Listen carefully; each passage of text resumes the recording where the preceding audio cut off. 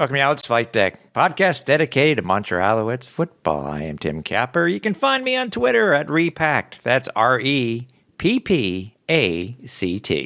And I am Cliffy D. You can also find me on Twitter, but at Cliffy D. And this episode of the Alouettes Flightdeck podcast is presented by our good friends over at SportBuff, where right now you can save 10% off your entire order by using the promo code FlightDeck-10. Head on over to sportbuffshop.com, buy all kinds of merch, save some money, and enjoy your sports.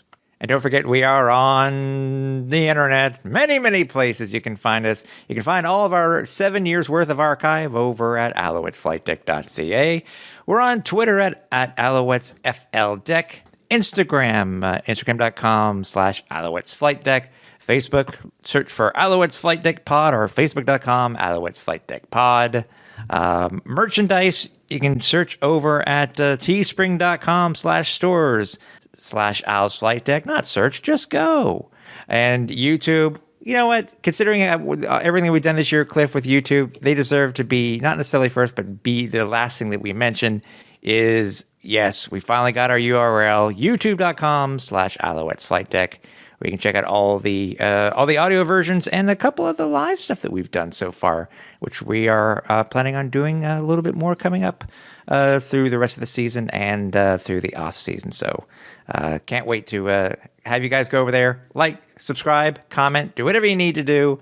And do not forget, yes, we will still be giving away that the Delta jacket, which Cliffy wore this week, and we'll be doing that soon.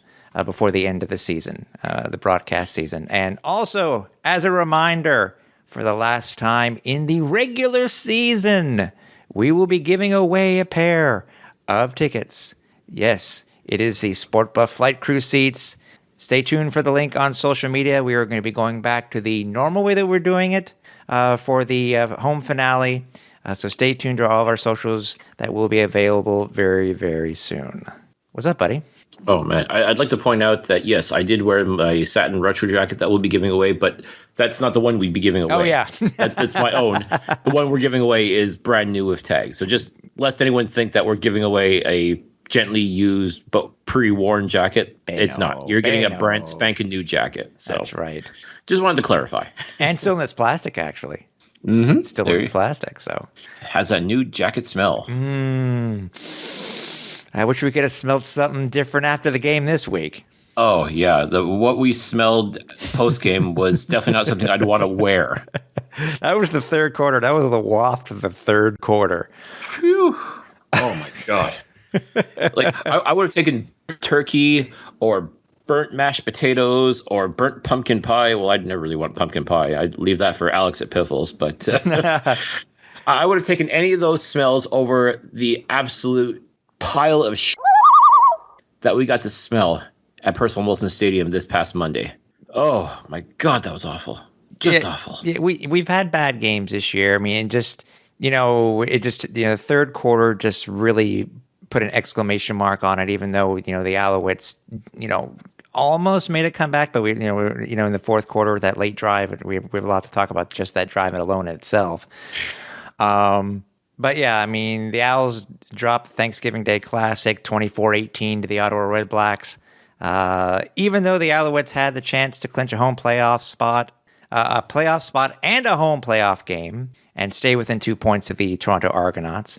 Even though they did win, even though the Owls lost and the Argos won, luckily, it's the best of three coming up, buddy. It's the best of three, where the Owls need to go 3-0 in order to still be able to clinch the Eastern Division, but we'll talk about that a little bit more too. But yeah, that third quarter, dude. I mean, we've had a couple of them this year. I think one in Edmonton was like that. But when you're scoreless in the third quarter coming out, I think it's the last three out of 4 games that you're scoreless in the third quarter. It just does not bode well.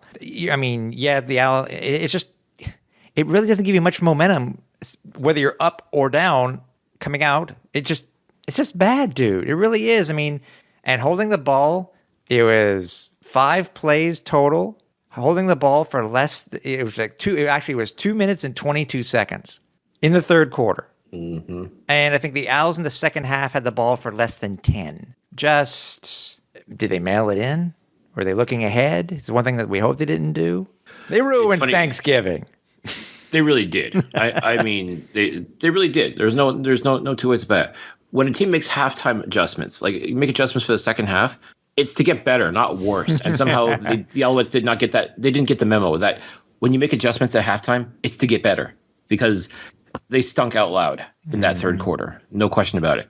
Fourth quarter showed signs of life, but once again, just too little too late, or not even enough. That's the other thing too. When you think about David Cote's 4 field goals that he made, he was 4 for 4, did a great job. His longest field goal was 25 yards. So we're talking like making field goals in chip shot territory. Like makeable field goals, no problem. Of course, we expect him to make those. I mean, he was draining 50-yard plus field goals earlier this year, even as early as a couple weeks ago. We even won in Edmonton.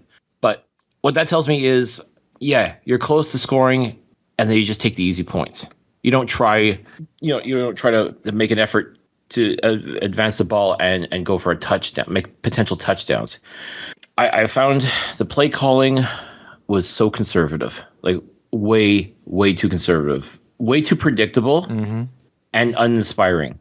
Like this team settled for field goals. Yeah. Like, instead of trying, like you saw Ottawa, they were playing their balls off. They were wanting to win so bad for Bobby Dice, the interim head coach of the Red Blacks. I mean, this team, the Red Blacks had so much fire. They wanted so badly to make it happen. They wanted to prove that they were not the team that we've been seeing all season from out of Ottawa. Like Montreal just didn't have that same heart. They didn't have that same gumption, that same will to win. Like, and again, had they won on Monday, they would have already had that X next to their name for the playoff spot. Yeah, they would have been guaranteed a home playoff game at Percival Molson Stadium, whether it was the East Final or the Eastern semifinal. You're still going to be in that game. You're still going to be hosting that game. That was your opportunity to clinch right there and then, and they blew it. They just, if I didn't know any better, I would say that they didn't even want to play in the game. Or they, as you said, you felt they were looking past the Red Blacks and on to that potential home and home series versus the Argos. Because that's essentially where the true battle is going to be. And that's going to be the true test as well for this Alouettes team. But, man, you could have really made a statement, and especially, too, when you have 21,000 plus fans in attendance, people excited, wanting to see this team win and get that playoff berth, and you basically crap the bed. That's really what it came down to. Yeah. And it's so disappointing. So disappointing to see that. I mean, the team was 1 for 6 and 1 for 6 in the red zone. One being the failed drive on fourth down at the end of the game. Sorry, third down at the end of the game. And we post game we talked to a couple of players too. And first we did hear about the tone in the locker room. I can only imagine what it was like to be a fly on the wall for that chat at the end, eh? And there's just so many positives going into the game. I mean, clinching, it was 11 years to the date on that same day, Cliff, that AC set the pro football record for most passing yards in a career all those years ago. I remember that game. What a game that was. Absolutely. Yeah.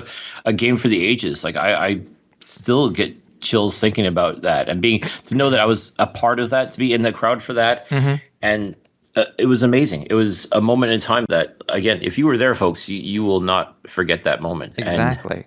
And to obviously 21, and the other disappointing thing is to send home a crowd of 21,824 people at Percival Molson Stadium.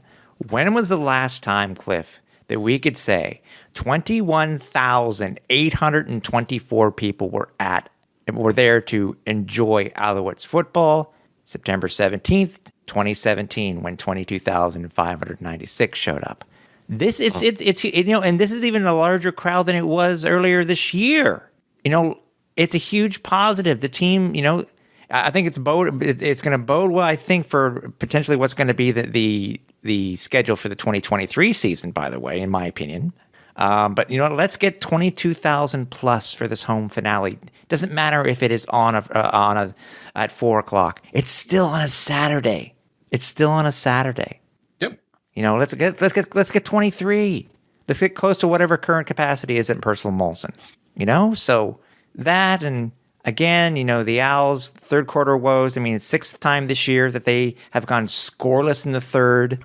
And again, as I said, last 3 out of 4. Everything that, all the positives going in and during the game, and then it just, the Owls just in the second half were just, as I said, it was the play calling. I don't know if it's not that they were lackluster. It was we knew that Stan Beck was going into the game. He was going to be on a quote unquote pitch count of sorts. We knew that. I mean, it was obvious. Sure. But look at his first game back since June. Yeah, of course he's going to be on a pitch count or a run count or whatever you want to call it. You got to ease him back into the lineup. Exactly. He's not going to be the same guy. So and that I understand. But the thing is, though, look at how many yards they got rushing and how many rushing attempts. I don't get it, dude. I really don't. No, just more of Trevor Harris padding his stats with dinks and dunks. And yeah, he did find 12 receivers, which is cool, I guess. And, this is all well and good. And yeah, he's over 300 yards passing, but all for what? Except for field goals. Yeah, I know. Again, except for field goals. Yeah, eight receivers caught up. Eight different receivers caught a pass. Again, total, 43. Sorry, just between the two starters, Fletcher and Stanbeck, 43 yards on 15 carries. That's brutal. Like if you, especially too with Fletcher, gaining some nice momentum over the past couple of weeks, teaming up with that Jeshua Antwi, kind of carrying the load for Stanbeck. And then you bring him back into the mix, and you'd be foolhardy to expect him to go off for 200 yards. I mean, that was not going to happen. No. But just the threat of, obviously Ottawa was preparing to face William Stanback, and they were ready for him for the most part. I mean, he wasn't able to be the William Stanback of old. But that's going to come with time, folks. So don't worry too much about that. We're not faulting Stanback for that either. We know that you got to dip your toe into the water, and you just got to, take your time with him. Exactly. We get that 100%. And there's even a plus that we've already heard that he's going to get more of a role this week on Friday, which is good. Which is good to hear. So I'm just, but still, dude. I mean, it's just everything, and it's the the fumble again by Harris. I mean, yeah, sure, he completed 79% of his passes for 338 yards. Yes, positive, no interceptions, only one touchdown. And again, as I said before, 1 for 6 in the red zone. Arbuckle wasn't, 88% clip, but only 229 yards. They held him scoreless with no interceptions, no touchdowns. But he moved the ball downfield. Yeah. And making passes, he had, again, I don't know how the Red Blacks find these quarterbacks that can do this against the Alouettes. Is find guys that can make passes that they have no business making as completing it downfield to move the chains. Mm-hmm. It's remarkable. I mean, Trevor Harris used to do that when he was an Ottawa Red Black against the Alouettes, was throw up these absolute prayers, and somehow someone would come down with it, and maybe it would only be for 20 yards, but you're still moving the chains. You're still going downfield. Mm-hmm. Again, Nick Arbuckle, he was inspired, I guess. He did well. As I said, they didn't throw as much. I mean, the Owls did outgain the Red Blacks, but still, it's the final score shows they won. So it doesn't matter if Arbuckle threw for 100 yards; they still won.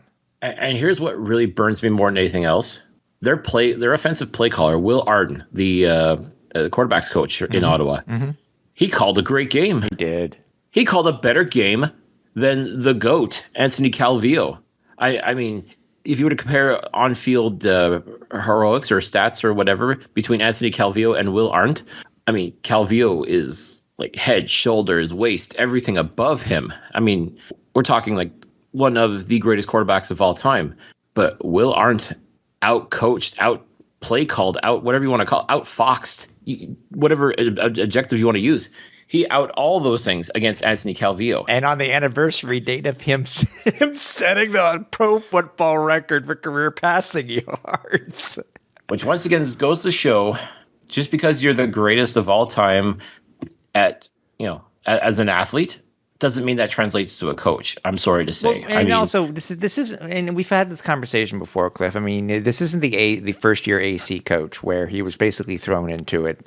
The AC's gotten better with his experience when he was at UDM. But is it a combination? Is it because of the quarterback? Is it a combination of I don't know.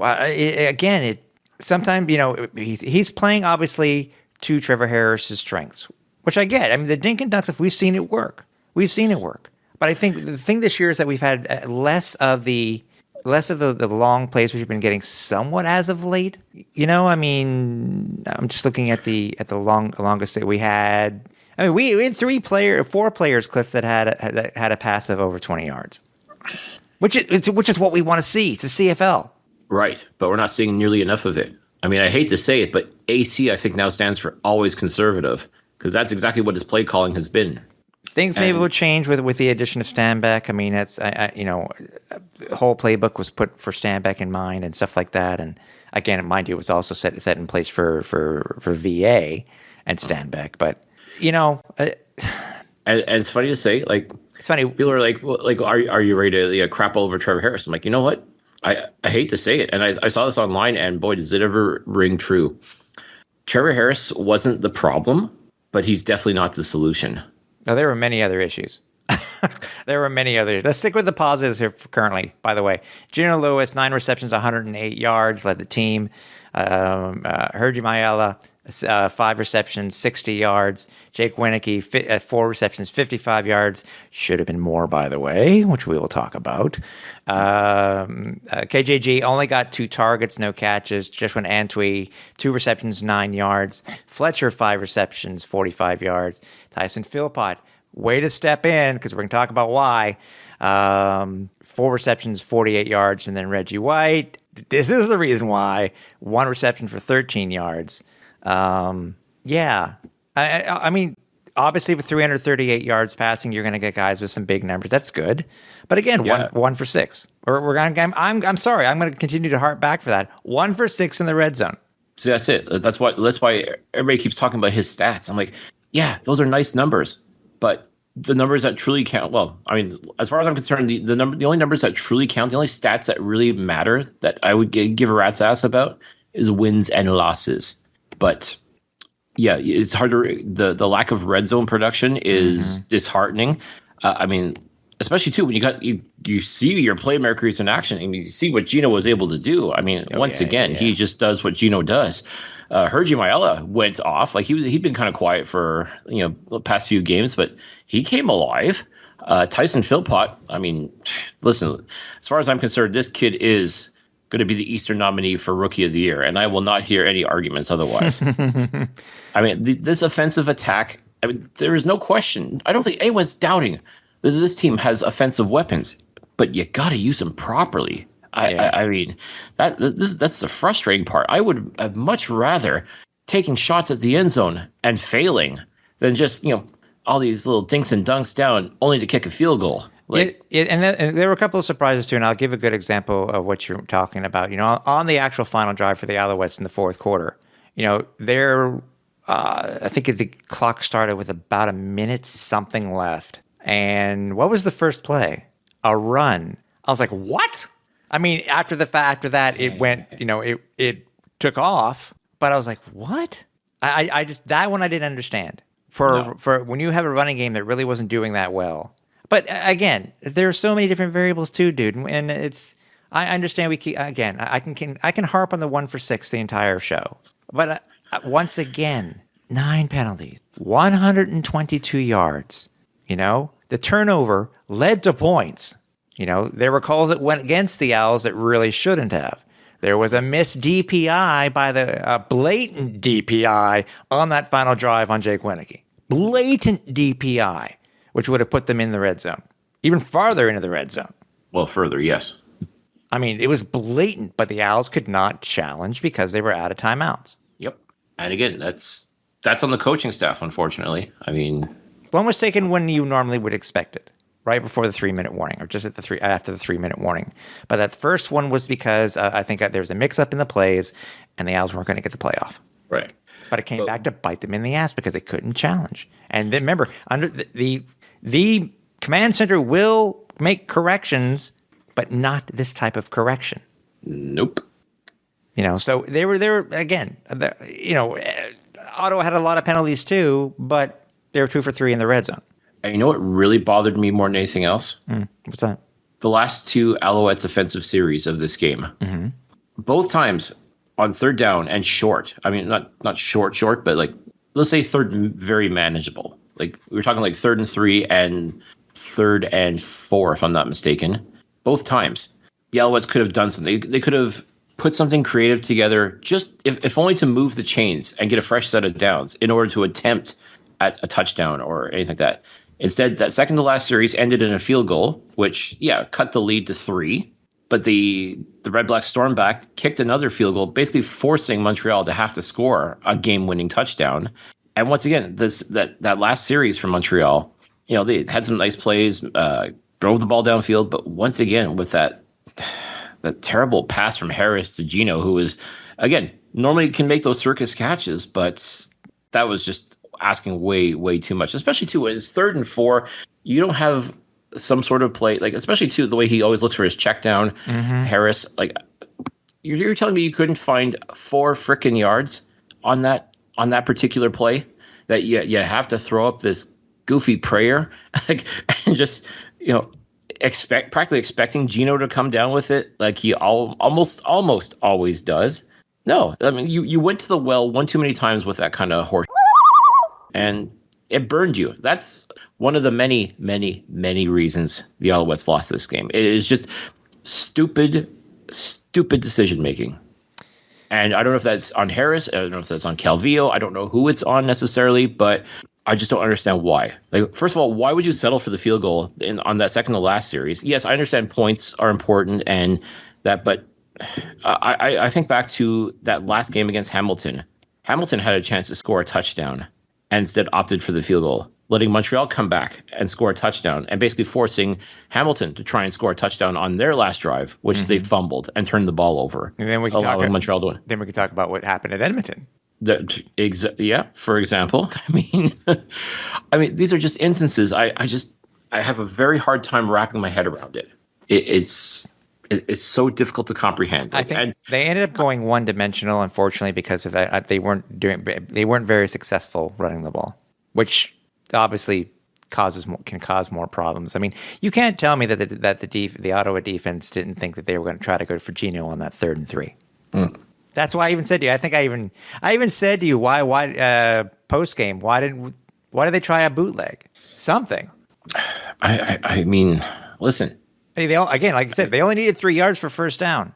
Exactly. Are you telling me with the talent that we have on this team, with the offensive weapons that we have, 4 yards, whatever, but still 3rd and 4, but still, as I said, 3rd and very manageable.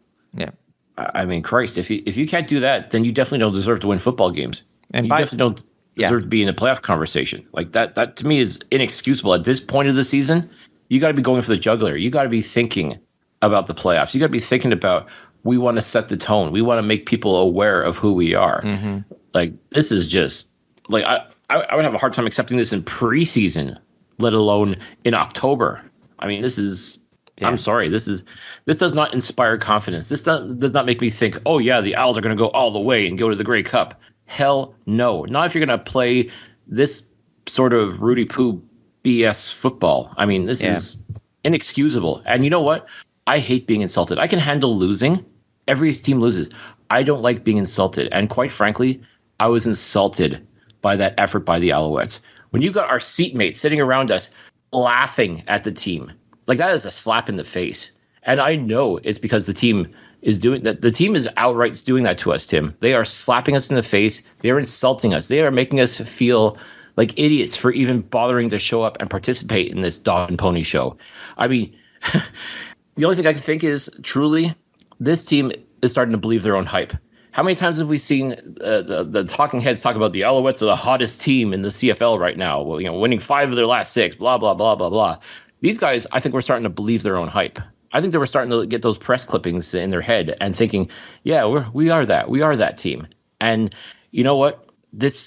I hope that when this game was over, I hope that they felt just as insulted as I did. It sounded like as you did. Yeah, it sounded like they did. I hope so, and I hope they remember this. And I hope they need to. Ottawa, they got to smash. It's all. It's what we said post game. By the way, if that pass had been caught by Jake, he would have been at the Ottawa 5. Mm-hmm. But again, I don't know where the ref was. I really don't. I mean, maybe he was blocked or whatever, but it was an obvious tug at the jersey. And fun fact: the referee of this game was from Montreal. So if you people want to come out with this nonsense about Montreal or Quebec-born referees favoring the Alouettes, yeah, you can shove it, quite frankly, because it's not Brad. Wasn't Al Bradbury. So well, he's not. Well, listen, maybe he was running the command center. Maybe that's why. We talked about this with players post game that point blank. I asked, "Do you think the team looked ahead?" And more than once, I got the answer yes. Yeah, and we'll talk about the injuries here too, because yes, they hurt. These injuries did hurt and may hurt going forward, but still, Reggie White getting hurt in the first series, then losing Jameson later on. But still, it was, other people will step up. Yes.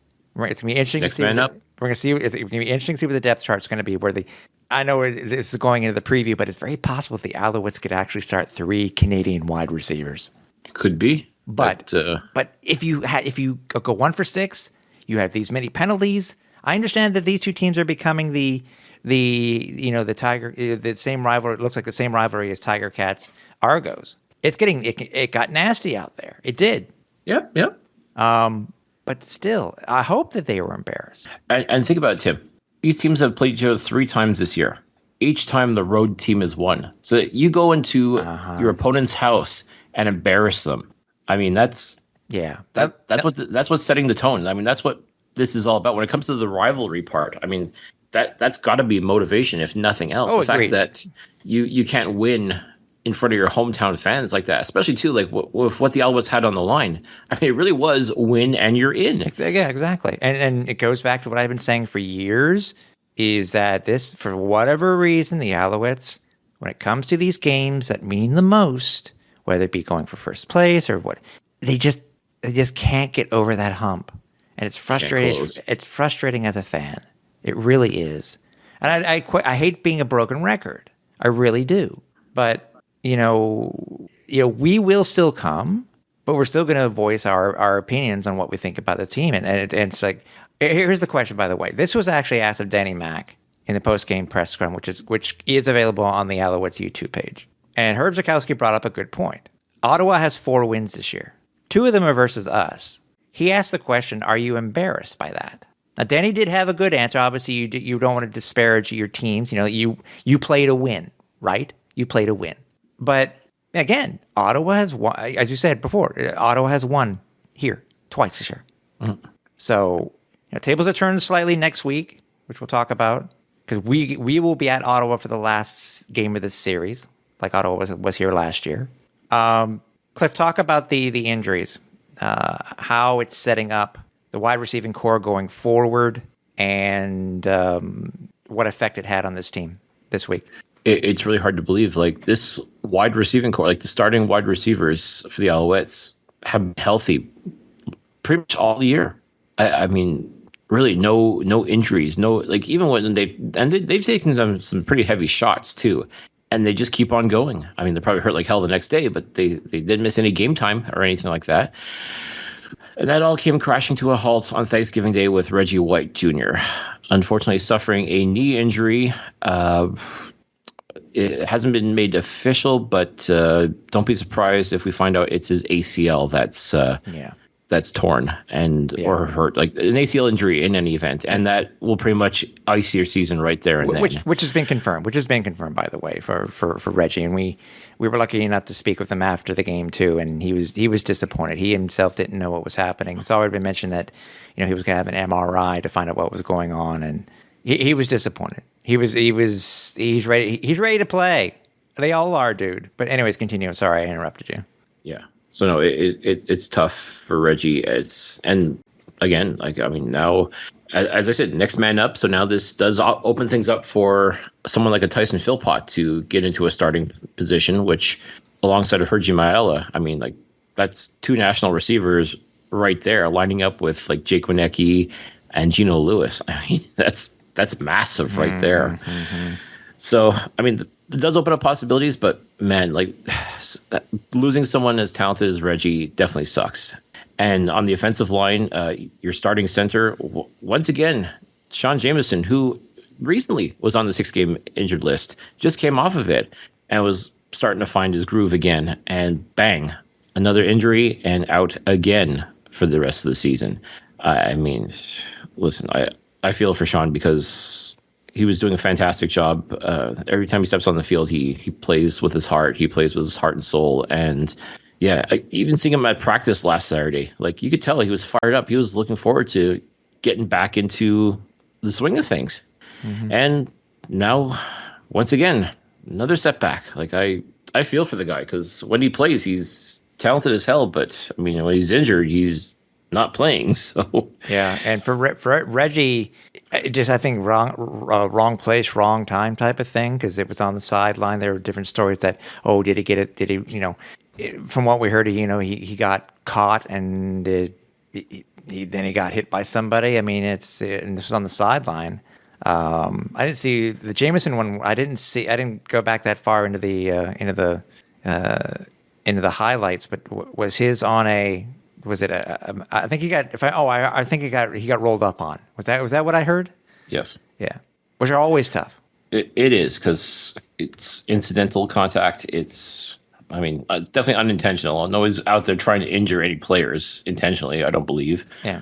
Now with Garrett Marino out of the league, but but yeah, just really unfortunate for Reggie. Like he was having a fine season, doing real well. I mean, just always coming in with a great attitude and everything. Like you could tell that this guy loves playing football and was on track to that, maybe taking that next level. And maybe by 2023, he can be in that same conversation as Geno Lewis is right now. Like to be in that category would be tremendous. And now it's just a bit of a setback for him now, but I fully expect him to recover and come back stronger than ever.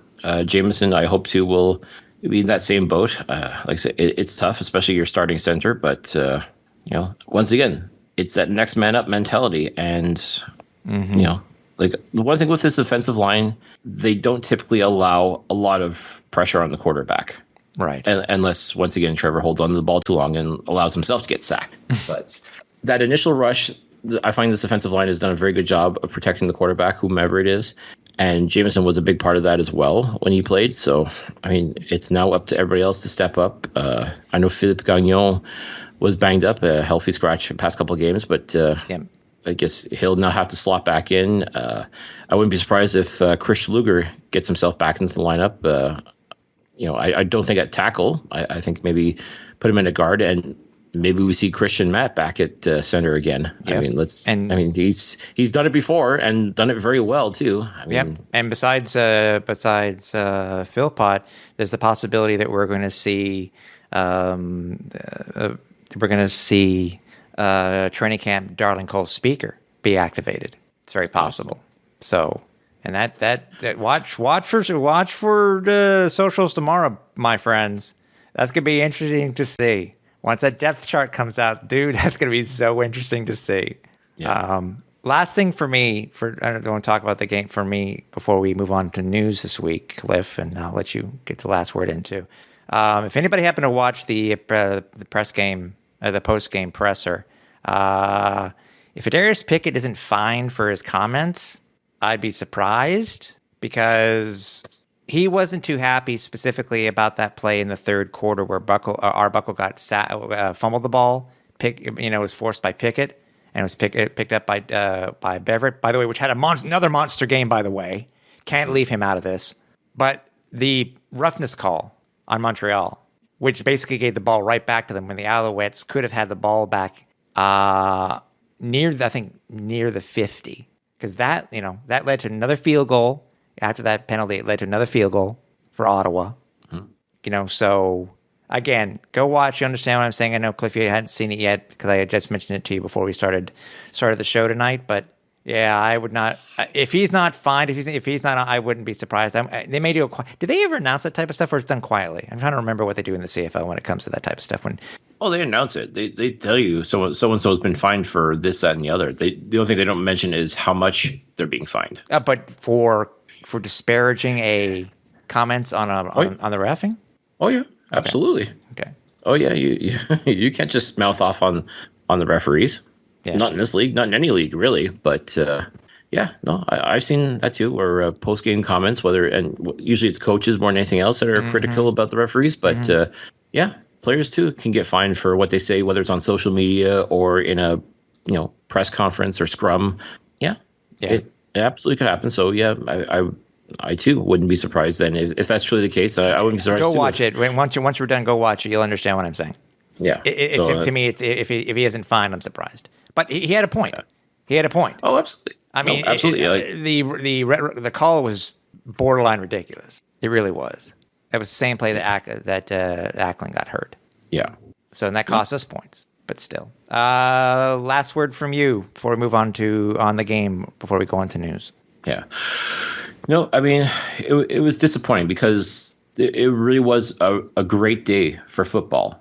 I mean, the weather was beautiful. The tailgate was awesome. I mean, getting 21,000+ fans in the stadium was tremendous. And it wasn't, yes, there were some Red Blacks fans there who made the trip from Ottawa, and that's always cool. But, I mean, this was very much a pro-Montreal crowd. This was a crowd ready to make noise, ready to have fun, ready to go wild and even celebrate potentially clinching that playoff spot. And it was just yet another missed opportunity. And that's the thing with this team is this notion that they're the hottest team in the CFL kind of irks me. I mean, record-wise, yes, but the problem is that, as you said before, maybe they're believing their own hype. Yeah, because let's face it, a lot of those wins were very close, or they had to come back and scratch and claw their way to barely win, or luck just happened to be on their side. I mean, a lot of those wins could just easily have been losses. Just like earlier this year, a lot of those losses should have been wins, had a couple things bounce their way. By that same token, a lot of these wins from the quote-unquote hottest team of the CFL, those could have been losses too. A couple other things bounced the other way. I mean, that's the thing. This team is consistently inconsistent. We've been saying this for years now. And even in 2022, get excited about this team. Yes, there are some great playmakers. Yes, there are some really fun moments, but let's just cool the top. And that's the thing I was really truly worried about was they were believing their own hype. They were believing their own press clippings when it comes to this. I think they really thought that they were the CFL's hottest team. I'm sorry to say they're not the hottest team. I'll go so far as to say they're the okayest team. And yes, I want them to win. Make no mistake about that. I want the Alouettes to win. I want them to be successful. These guys deserve as much success as they can have, if not more. But this notion is so ridiculous. And I mean, if you truly believe that this is the hottest team of the CFL, well, quite frankly, you can kiss the hottest part of my ass, because this is a team that needs to prove themselves again. And I hate to say it, because you're only as good as your last game. And quite frankly, if that truly is the case, then look what this team is. Mm-hmm. Certainly not the hottest. Yeah. I think really, truly this coming Friday in Ottawa, Montreal has to, I really hope they learned their lesson. I hope they got their humble pie. They choked it down with some crow, because, I think that's really where this team is at right now, is that they got humbled, and maybe they needed that. Maybe they needed to have the air let out of their tire just a little bit, remind them of who they are and what they should be. Who switched the turkey for crow, goddammit? Right? I mean, already with the fact that Alouettes are birds, and you're already making jokes about cooked bird. I mean, that. Caw. So yeah, all of this to say, to summarize, is that this was a squandered opportunity, and I sincerely hope this is the last one, because you've got 3 games left in the regular season. The playoffs are within reach. The first place question. In the East is still in reach. Well, one thing at a time, Tim. But that I understand that. Yes, take every game as it comes. But I don't want to say unfortunately, but fortunately for the Owls, that is the case. They need to get into the right mindset. They sweep these next 3. Go 1-0 each week. They win the East. They host the East final for the first time in years. Yeah. That's unfortunately. They can't do what happened this week. They can't. That's it. this has to be the last gimme, so to speak, the last mulligan that they're going to take. It has to be. Again, as I said, they need to smash Ottawa on Friday. Yeah, they got to walk in there, prove who they are. Yeah, I mean, there's a reason why Ottawa hasn't been able to win at TD Place for over the past 2 years. You got to keep that streak going. You got to keep, just like you kept Edmonton's futility streak going, you got to keep Ottawa's futility streak going. Walk in there, punch him in the mouth, end this nonsense. Yeah. Yeah. We'll talk at this point, just get the W. Yeah. Get the W and get the X. Exactly. If you know, you know. You know, you know. Few things. By the way, I haven't heard any information. Your thoughts, by the way, plus or minus on how the Alouettes did the puts-in helmet this time around. Because for those of you who may have not known, they were back. We don't know how many there were, but we do know the ones that were available at the boutiques stores, the single ones, were still available by game's end. Mm-hmm. So I'm just curious now. But what was your thought on how they did it this time around? I mean, it was cool that they announced it. I mean, it was great. Like, supposedly there were so many people that wanted these helmets so desperately. And I was a little surprised. I was expecting my DMs to blow up, like people begging me, like, or wanting to, e-transfer me money so I can buy them their puts-in helmet and send it to them, whether they were in Montreal or elsewhere. Mm-hmm. And nothing. So I just wonder if should they have struck while the iron was hot, like when they created that FOMO moment that you were talking about earlier this year. Yeah. And did they wait too long to capitalize on it? Like, was it kind of one of those things like now people have had a chance, like sober second thought, like they have a chance, like, I'm not paying $90 for this. Are you out of your freaking mind? Whether it's filled puts in or not. We saw some coming in stadium, so it did look good. We did see some of the boxes, people having them in the boxes or just carrying them. That was a good sign. I need to reach out to Mario, see if we can get some more information on how the puts-in helmets did the second time around. Yeah, no, I mean, I saw those boxes, like people carrying them in boxes too. So they definitely sold some. However, how many? It's hard to say. I don't know if they sold out. Obviously not if they were still at the concession stands. I'm wondering if they thought that maybe more people wanted them, which is a good sign in itself that people wanted them to have puts in them rather than buy and pay the $90 and just get the helmet itself. I mean, we joked, we were saying it's like you pay $90 and you're getting the puts in for free, so to speak. So to speak. Yeah, so to speak. So. But yeah, I wonder if that was the case. It was just like they generated so much hype, so much so much attention regarding these helmets, and people seem to want them.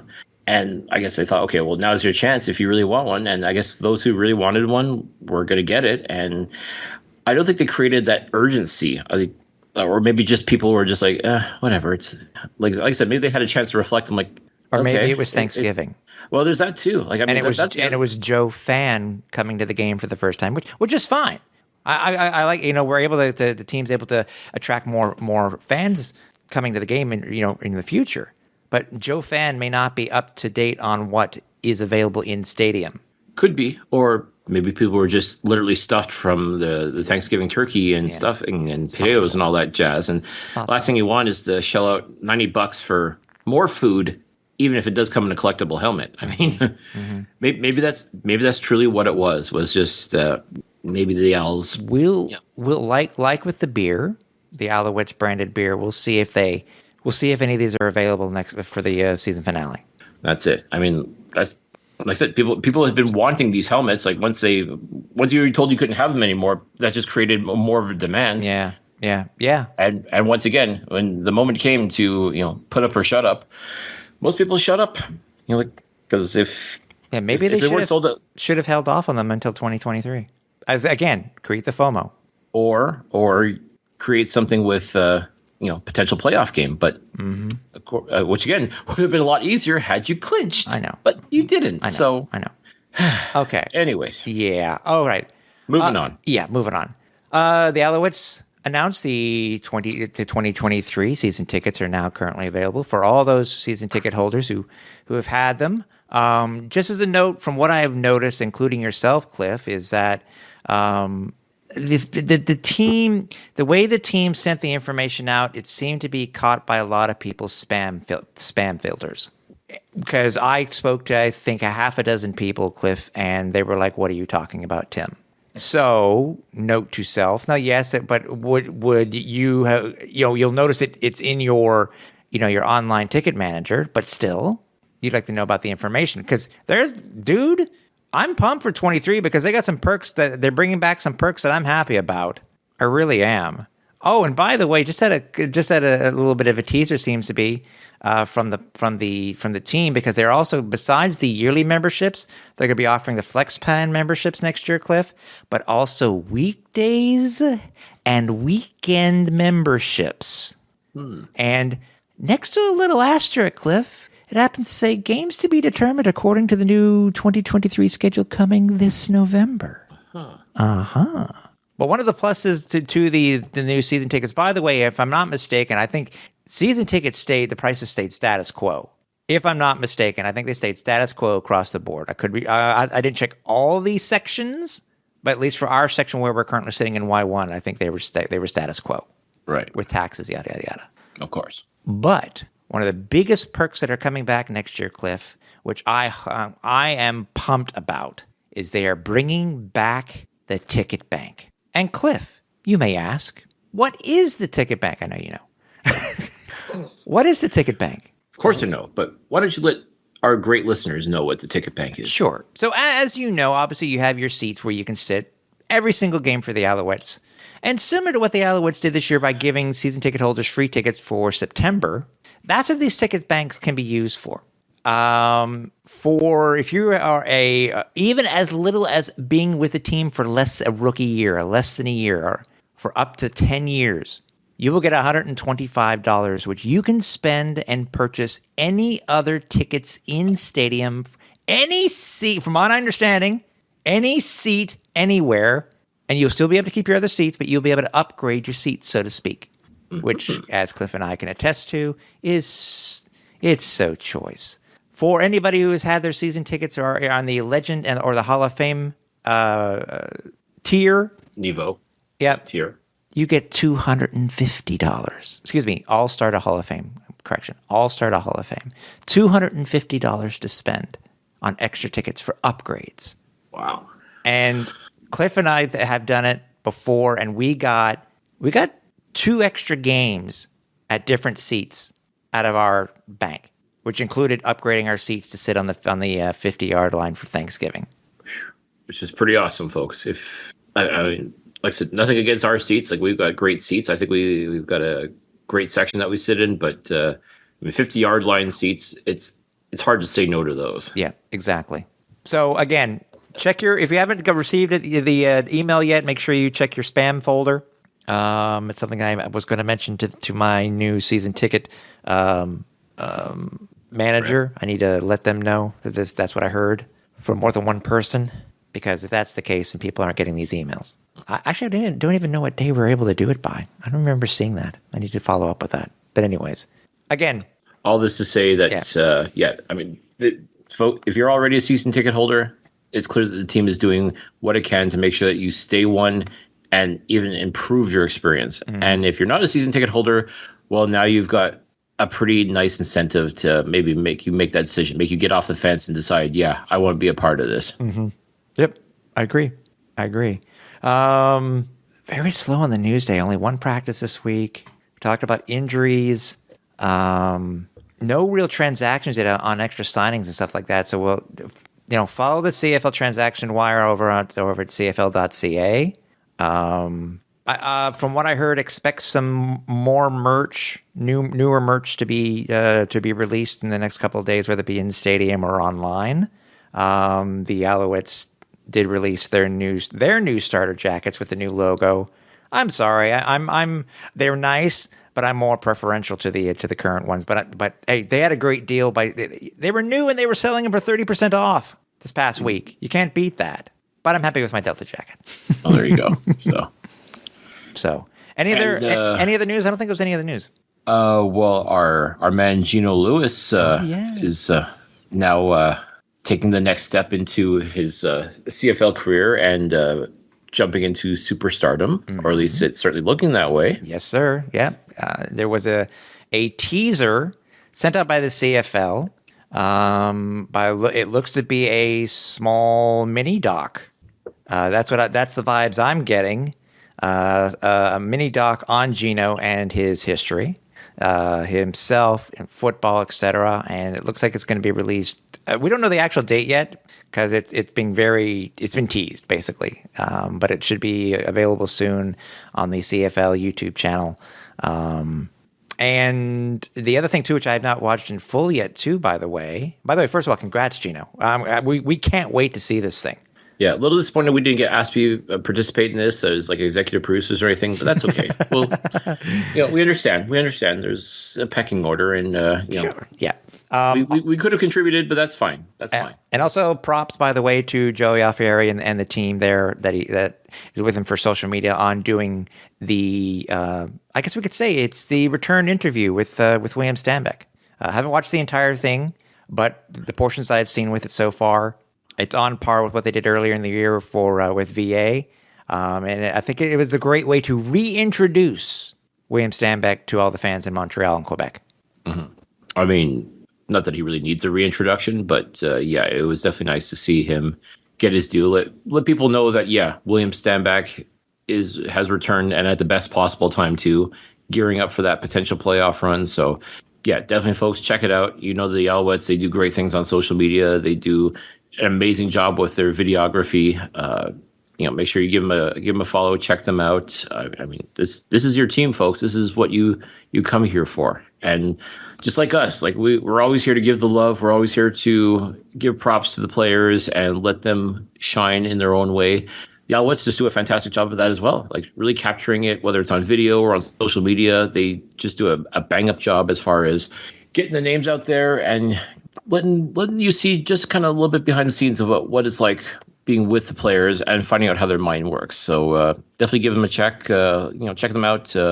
Show them some love. You know the drill. You know how it goes. Exactly. And by the way, if you want to chime in on the show itself and have your say, tell us who you want us to have on future shows. Tell us if we're wrong on what we're actually saying, or your comments on the game itself, or your experience. You can email us at the Flight Deck. You can email me at tim.capper@alouettesflightdeck.ca, or you can email Cliff at clifford.pine@alouettesflightdeck.ca. We would love to hear from you and hear what you have to say. So we know what's coming up, Cliff, with the game on Friday. One of the unique, this is the CFL. Very unique when it comes to. I mean, this is a short turnaround. I said one practice. It happened before. It's not just the Alouettes who are prone. This has happened to. It's happened to other teams. But again, this matchup on Friday versus Ottawa will take place 4 days after the Thanksgiving Day Classic. And since 1996, Cliff, the Alouettes have had 7 games with less than 5 days rest. And in those games, they're 4-3. And most of those have been on the road. The last game with less than 5 days rest, Cliff, was July 29th, 2016 versus Saskatchewan. So it's not it happens throughout the league. We've seen it. It's just I think it happened on Labor Day from the return matchup for Labor. No, there wasn't a return matchup for Labor Day Monday. It wasn't a return match, but it was Thanksgiving. Like the Alouettes played Ottawa Thanksgiving, then 5 days later. Exactly, last year. That's correct. So it does happen. We know what's on. We know what's at stake. Alouettes win. They're in. They will host a playoff game. Don't know which one, but they will host a playoff game. That's right. And they are still mathematically there to clinch and win the Eastern Division, and if so, it would be by record in the series versus Toronto. But we don't want to get ahead of ourselves. No. We don't want to get ahead of ourselves. But that currently is the current situation for the Alouettes. That's it. And believe it or not, folks, the Ottawa Redblacks are still in playoff contention. I mean, a lot has to go their way. It's a whole lot of lose out, win out. And hey, that crossover, by the way, is not a guaranteed thing now for the West at all. Who would have thought? It was almost a surefire thing that there was going to be a Western team crossing over. And as of recording, that's not a given.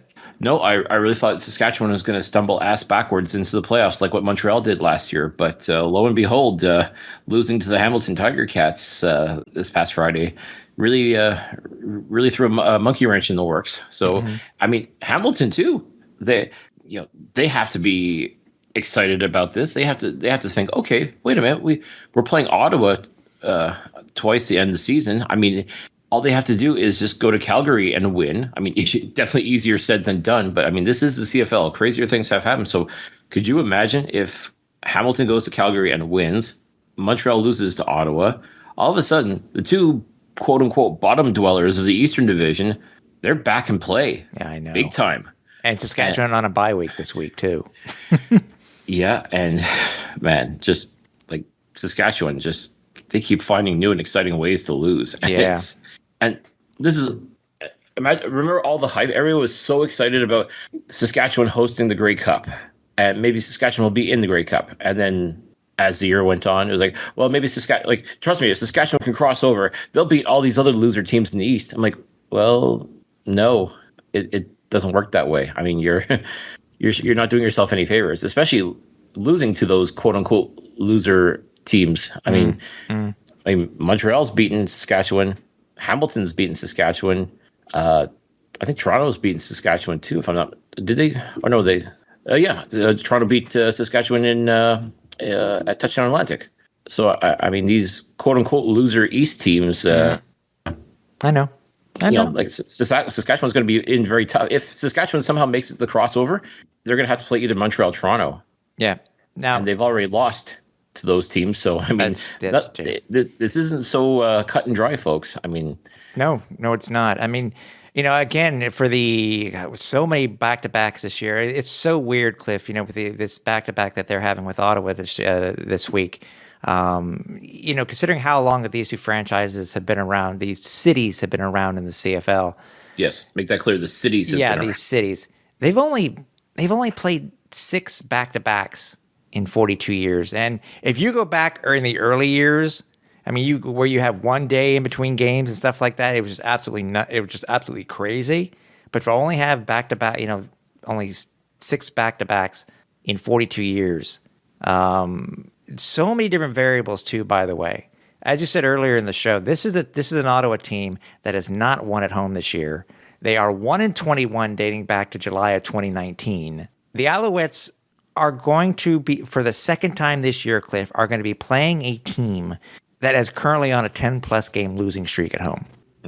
And this is what the Alouettes need to take advantage of. Red Blacks are 0-7 at home, 1-21, as I said, since 2019. They do not want to become part of the statistic of losing and ending a streak. Like they very close in Edmonton, but the streaks continued in both ways. So yeah, I've always said winners find a way to win and losers find a way to lose. Simple as that. And simply put, Montreal has to find a way to win. Yeah. Again, I've said it all show. I'm saying it again. They need to smash Ottawa. They need to prove what type of team they are. Well, and that's what I'm afraid of, is that they kind of already did prove what kind of team they are. And they've been proving it game after game after game, win or lose. That narrative has to change. And what better time than now going into that playoffs? Because, I mean, listen, Toronto, they've been doing good things. They've been finding ways to win. But they're a very beatable team as well. Montreal has proven that, yes, they can be very good and very bad. But come playoff time, it's win or go home. And this is where you really need to know who you've got, what kind of a team you have. I think it starts on Friday. It simply starts on it has to letting everybody know what this team is all about, good, bad, or other. It's no question. It's no question, obviously, dude. It really is. I mean, yeah, they need to put everything together. They've had a lot of the games this year where they've just put everything together. This has to be one of those games. I mean, do you remember what the Alouettes did last year in Ottawa? I do. They smashed them. We need to do that again. We need to do it again. Yes, big games coming up over the next 3 weeks. Don't look ahead. Take it one game at a time. You got to win. That's all you got to do. Want to know every week. Want to know every week. That's all that matters. And let's not forget. I mean, Ottawa. They got the mo now. They've got the that good feeling. They got that win for Bobby Dice. They proved that they can hang with anybody. I mean, that was the whole idea. Is they prove that they're not so clueless after all. I mean, and they're going to want to keep doing that. And let's not forget, they are still mathematically alive. And they probably think now, hey, we really do have a chance. We just have to beat Montreal again and go on a run. And that's how the momentum is crazy like that. It starts like that. So Montreal really has to nip that in the bud they got to prove that they're serious about going to the playoffs and proving who they are. So I mean, this is a crucial game. And you said it you got to go 1-0 this week. That's what you got to focus on. Don't worry about sweeping or any of this other nonsense, Eastern Final, all that crap. No, just focus on Friday's game, win Friday's game, go 1-0, and just get into the playoffs. Exactly. After that, then we can worry about everything else. But let's just focus on this. And I really, truly believe this team, they were hurt. Their pride was wounded by this loss on Thanksgiving Monday. They got pantsed in front of their entire, hometown base. I hope that pissed them off. I really hope it did embarrass them. And they're like, you know what? F this. It's time to win. It's time to go. Keep penalties to them. Keep penalties to a minimum. Do what you need to score do. Some goddamn touchdowns. You got enough of this. Enough of this dying on the vine in the red zone bullshit. I mean, it is time now to score some touchdowns. And as you said, Tim, punch him in the face and get the win. Yeah. It sounds so. It doesn't have to be as hard as what it sounds like. It's just go out and do your job. Yeah, simple as that. The line is out. It was actually out just today. The Alouettes are favored, according to 5 Dimes. The Alouettes are favored by 3.5 points, with an over/under of 47.5. By the way, what was interesting, just CFO related notes, is that the BC game was here originally until Winnipeg decided to sit Zach Collaros. Yeah, that line dropped like a rock in the ocean. Yeah. So, but yeah. So, other positives too going into this game for the Alouettes. Dominic Davis is still 1 touchdown away from tying the team record for most rushing touchdowns by a quarterback in a season. He still has 11. He is also 1 off the current league leader, which happens to be, by the way, on the other end, Caleb Evans. He has 12. Also, Cliff, going into this game on Friday, Gino Lewis hopes to extend his streak of consecutive games with a catch. He currently has a catch, Cliff, in 39 straight. Pretty good. And I like his odds because, quite frankly, he's Gino Lewis. Yep. I mean, listen, we said before and we said it again, like the guy is just on another level. And we are so lucky to have him here in Montreal. And, God, I hope we can find a way to keep him in Montreal because he really is that guy, 100%. And he's going to have to become the focal point of this offense. And if that means Ottawa is going to be double and triple teaming him, so be it. Gino's going to find a way to get out of it and make plays happen. And simply put, Trevor Harris just has to stop being the Trevor Harris that he's been as of late. Yeah. He's got to find that level. He's got to find that level that he once was at. He's got to become that Trevor Harris of 2019 that which we keep going back and referencing because that's the Trevor Harris we remember. That's the Trevor Harris we were sold. Yeah, we were sold to. That was the one that was sold to us. You know, if he could show up and not just for the playoffs, but like show up and really over the next make a statement over the next 3 regular season games and after the next potential 2 playoff games, damn straight boy. Yeah, and I don't care. Again, he can pad his stats all he wants. The only stat I give a rat's ass about is wins and losses. Mm-hmm. Yep. We need a win. Simply put, this team, this franchise, this organization, this city needs a win on Friday. By the way, we were talking about it before. Just to give some more positives leading into the game on Friday. Tyrese Beverett, man, he had 5 defensive tackles, 3 more on special teams, a forced fumble, a fumble recovery, and a tackle for a loss last week. He is now number 2 on the Owls with 76 defensive plays. And I would not be mad to see him get another pick 6. Something, baby. Something. Listen, this guy's got a motor like you wouldn't believe. I mean, he's just making plays happen over and over again. To think he was brought in for his special teams prowess, and look what he's done on defense. It's just incredible. I think Darius Pickett's gonna be pretty pissed too, considering what happened. Yeah. Again, watch for the fines this week, fans. I really expect him to get fined. Yeah. I really do. Speaking of the game, Cliff. Yes. I, the entire Alouettes Flightdeck crew will be in Ottawa on Friday to see the Alouettes play. Say what? Send us a message on social media. We'll let you know where we're going to be in stadium, and maybe we can meet up or just to say hey.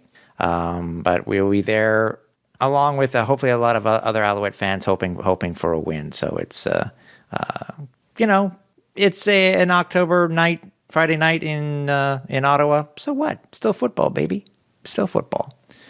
It is. And like, again, this team needs your support. I mean, Ottawa's not that far from Montreal, folks. I mean, if you can duck out of work early and hit the 417, make your way to the nation's capital, I'm sure tickets are still available. So, it'd be awesome to see more of Alouettes Nation in the stands at TD Place. So, and I guarantee you, the team will appreciate the fact that you made the trip to support them to hopefully clinch that playoff berth. Yes, sir. That's it. So we appreciate you, everybody. We appreciate you, every one of you, for joining us and listening to the show this week.